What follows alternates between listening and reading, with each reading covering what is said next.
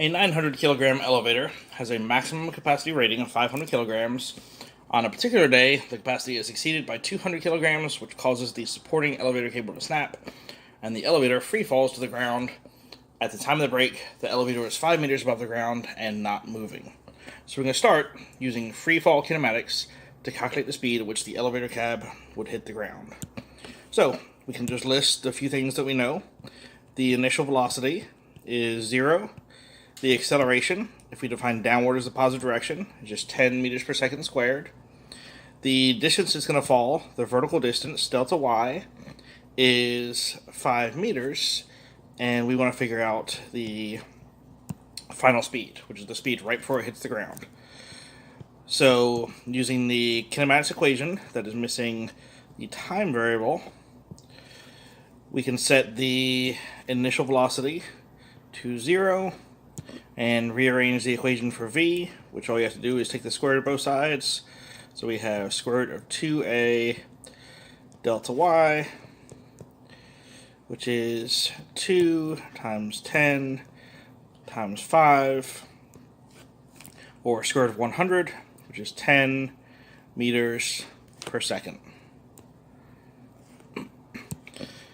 And then we can do this in part B with conservation of energy.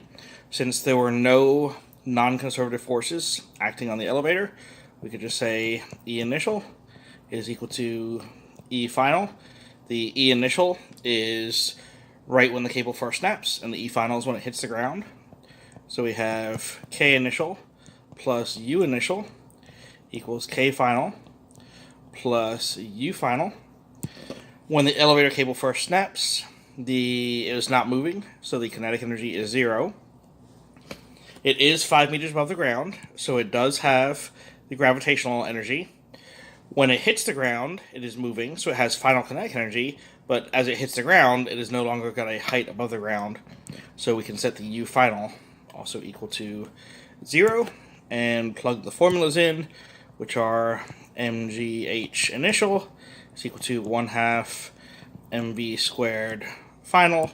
We have an m on both sides, which cancels out.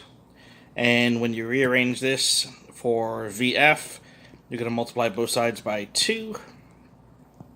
So 2g h initial is equal to vf squared, which means vf is equal to the square root of 2gh, which then you can see becomes very similar to what we have up here. We have the 2 times the 10 times the 5, giving you 10 meters per second.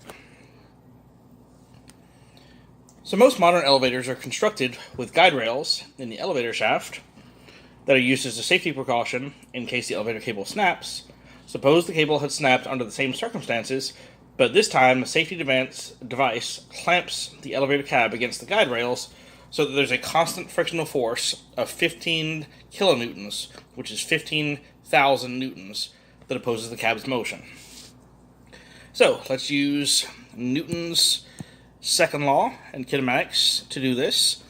Since we're looking at forces, we need to start, as always, with a free body diagram.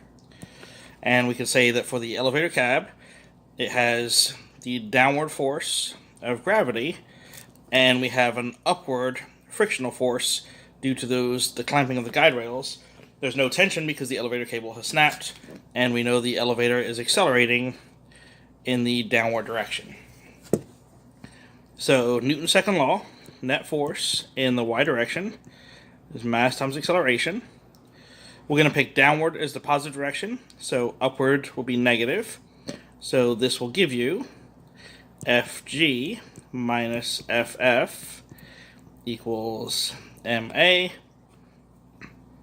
And we want to solve for the acceleration so that we can use that in kinematics.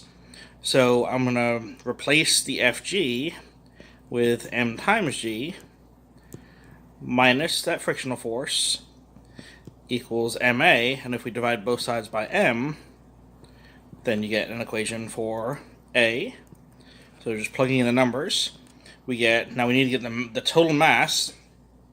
The elevator had the mass of 900 kilograms. we already know the exceeded capacity, and the capacity was 500 kilograms, and they exceeded that amount by 200 kilograms. We just have to add all those numbers together. The 900 kilogram elevator plus 500 kilograms worth of people plus 200 kilograms worth of extra people in the elevator. 900 plus 500 plus 200 would give you 1,600 kilograms. So we have 1,600 times 10 minus that frictional force, which was 15,000, divided by the total mass, which was 1,600. So we have 16,000 minus 15,000. That's going to be 1,000 divided by 1,600, which simplifies to 10 over 16. We'll just write that as 5/8 meters per second squared. You can turn it into a decimal if you want to, but I'm just going to leave it as 5/8. And now let's use the same kinematics we used up here, which is the initial velocity is 0, the acceleration is 5/8 meters per second squared, the delta y is 5, and we're looking for the v. So it all ends up being exactly the same as before, just a different number plugged in for the acceleration. We have 2 times 5/8 times 5. The 2 will cancel with the 8 to leave you with a 4 in the denominator. So we have 25 over 4 under a square root sign, and that simplifies. That becomes, take the square root of the numerator and denominator separately. We get 5 over 2, or 2.5 meters per second. So it originally hit the ground at 10 meters per second, but with these guide rails installed, the safety clamps, it's going to hit the ground at just 2.5 meters per second. And let's go ahead and verify this with the work energy theorem. So that's going to be E initial plus the work due to non-conservative forces, because now friction is acting on it in a direction that opposes the motion, is equal to the final energy. So we have Ki plus Ui plus WNC equals Kf plus Uf. We'll cancel out all the same stuff as last time, which was that initial kinetic energy and the final potential energy, because it's not moving to begin with, and it has no final height when it hits the ground. And we'll put the formulas in. We have mgh initial. The work due to non-conservative forces, friction acts in the opposite direction of the elevator's displacement, so it's going to be a negative work, and we find that by doing the negative force of friction times the displacement. Remember, that was the shortcut formula for work when the force and displacement are in opposite directions. And that's equal to 1/2 mv squared final. And now we're just going to solve all this for the v final. So if we rearrange to get the v final by itself, we're going to multiply both sides by 2 and divide both sides by m. So let me put all this stuff down. mgh initial minus the force of friction times the displacement.